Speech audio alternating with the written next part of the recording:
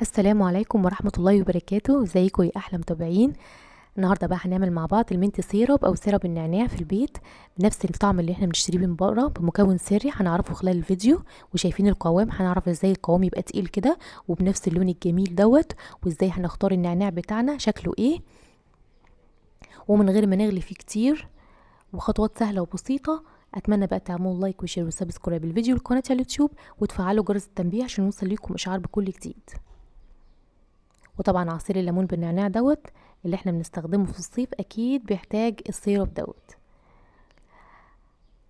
هنا هيبقى معايا 3 حزم من النعناع زي ما انتم شايفين، ورقة كبيرة وخضرة وخشنة في نفس الوقت. انا طبعا بزرع النعناع عندي في البيت، فانا بقطفه من البيت. بقطفه منين؟ بقطفه من الحتة اللي عندها صبعي دوت، مش بقطفه من تحت خالص، بمقص كده، وببدأ ان انا المهم كلهم. بغسلهم كويس وبغسلهم كويس جدا وبشطفهم وبنشفهم كويس. طبعا في فرق بين النعناع والرعراع. الرعراع دوت بيبقى طبعا بيبقى ريحته زي الزفرة كده، فطبعا لازم تاخدي بالك. ورقة النعناع زي ما انتوا شايفينها كده، ده شكلها، لازم تاخدي بالك علشان ما تجيبيش حاجة تانية تديكي نتيجة عكس. هنا بقى هنقطف النعناع بتاعنا زي ما بنقطف الملوخية، زي ما انتوا شايفين كده. بجيب حتة من الجدر على الورق. طيب لو الجدر ده طالما هو اخضر هاخده معانا عادي. طب الجدر ناشف ما باخدوش معانا، باخد الورق بس. زي ما انتوا شايفين كده باخد الورق مع حتة من الجدر. عايزة تقطعيه بالسكينة براحتك، مفيش اي مشاكل خالص، بس انا لقيت كده اسهل يعني. هنقطف بقى الكمية الموجودة عندنا، بس انا في الاول عملت كمية صغيرة وهقول لكم الكمية صغيرة هكتبها لكم في صندوق الوصف. هقول لكم لو انتوا عايزين تبداوا بكمية صغيرة هكتبها لكم في صندوق الوصف، بس انا كترت الكمية شوية. كترت الكمية شوية بعد كده يعني، غسلت غيره وكملت عليهم يعني. هنا بقى الكمية الكبيرة بتاعتنا هقول المقادير بتاعتها دلوقتي. هيكون عندنا 1.5 كوباية من السكر، وهيكون عندنا زيهم 1.5 كوباية من المية، كأننا بنعمل الشربات الحلويات بالظبط.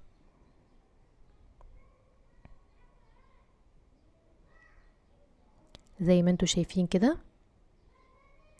هنرفعهم على النار بقى على درجة حرارة عالية الأول قبل الغليان. هنا عندنا الحراف بدأت ان هي تغلي، الحواف بتاعة السيرب بدأت ان هي تغلي. هحط بقى ليمونة، هحط عصرة ليمونة عندنا. طبعا الليمون ده بيبقى مادة حفظ. طيب ممكن نستبدل الليمون، ممكن نستبدله بملح الليمون معانا برضو عادي. معلقة صغيرة، هتبقى معلقة صغيرة من ملح الليمون. نعصر الليمون بتاعنا، وطبعا زي ما انتوا شايفين الشربات بتاعنا غلي اهوت. هحط بقى المكون السري بتاعنا، وطبعا كلنا عارفينه، هيبقى السكوتش منت. طبعا كلنا بنحبه، كلنا عارفينه. هحط الكيس بحاله حوالي 6 حبات من السكوتش منت. بيدي طبعا طعم خرافة، وطبعا هو بيحتوي على زيت النعناع. طب ما عنديش السكوتش منت وعندي زيت نعناع، ممكن احط عادي زيت نعناع عادي. البديل بتاعه ممكن نحط زيت نعناع عادي. السكوتش منت ده اصلا فيه زيت نعناع قوي جدا. طبعا السيرب بتاعنا غلي. هبدا ان انا احط الكميه بتاعت النعناع ديت، هحطها في على السيرب عشان تغلي معايا. طبعا كل ما يغلي وكل ما يغلي السيرب، طبعا النعناع بينكمش في السيرب المغلي. حطي بقى الكميه كلها بتاعتي، وبعدين بعد ما احط الكميه بتاعتي هوطي النار، هخفض الحراره شويه. هوطي النار اخليها يعني عاليه عن الهادي بحاجه بسيطه، وهسيبها تغلي حوالي من ربع ساعه لتلت ساعه.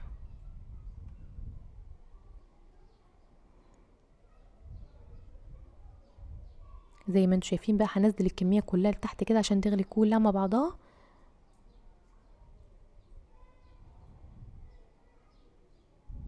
كده. تمام.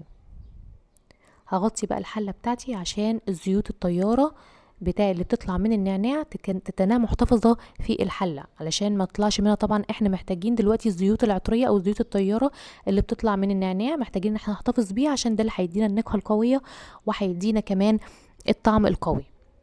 زي ما انتم شايفين اهوت السيرب خلاص كده، انا طفيت عليه، قعدته من حوالي يقعد من ربع ساعه لتلت ساعه. وزي ما انتم شايفين كده، انتوا بيتهيألكوا ان السيرب خفيف، بس طبعا كل ما يسقع بيتقل. هنا بقى ممكن انت عندك، ممكن تسيبيه لو انت عاملاه من بالليل ممكن تسيبيه له الصبح. وممكن عادي ممكن تسيبيه اما يبرد خالص وبعدين تبداي ان انت تصفيه وتشتغلي فيه. انا سبته من بالليل لغايه الصبح، وبعدين بدات ان انا ان انا اصفيه زي ما انتم شايفين كده، اصفيه النعناع بالمصفى. بس لقيت ان المصفى بتنزل شوائب من النعناع، فاضطريت ان انا احط شاشه فوق المصفى كمان. لازم تحطي شاشه فوق المصفى علشان بيبقى فيه شوائب صغيره كده المصفى ما بتمنعهاش.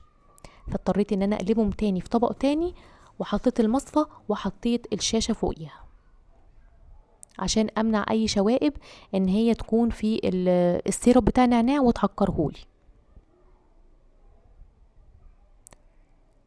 كده. تمام، ده السيرب بتاعنا.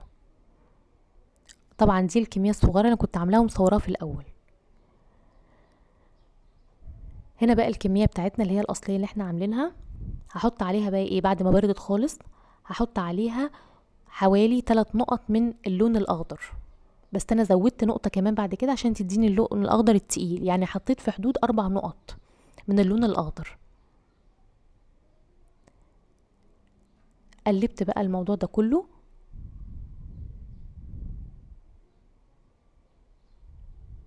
شايفين السيرب بدأ يتقل معايا اما برد، ولسه كمان لما تحطيه في التلاجة هيتقل معاكي اكتر. وطبعا الريحه انا مش عايزه اقول لكم بتبقى قلب الشقه كلها، بجد ريحه تحفه. وكمان السكوتش منت بيدي طعم وريحه زي النعناع اللي بره، بيدي ريحه نعناع قويه جدا. بنحط ماده الحفظ الليمون او ملح الليمون عشان بتحفظ لي السيرب. شايفين اللون جميل والقوام كويس، ولسه كمان لما يتحط في التلاجة هيتقل كمان.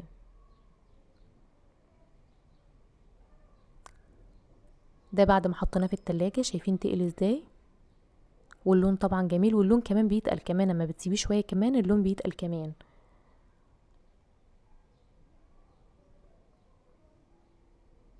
بنستخدمه بقى في عصير الليمون بالنعناع، بيدي تدريجات كده في الكوبايه. وطبعا هنعمل ان شاء الله باذن الله معاكم عصير الليمون بالنعناع، وهنعمله بالسيرب ده برضو، وان شاء الله باذن الله هتشوفوه هيبقى شكله وطعمه تحفه جدا. اتمنى بقى ان يكون الفيديو يكون عجبكم واستفدتوا منه، وتعملوا لايك وشير وسبسكرايب للفيديو والقناه على اليوتيوب، وتفعلوا جرس التنبيه عشان يوصلكم اشعار بكل جديد. والسلام عليكم ورحمه الله وبركاته.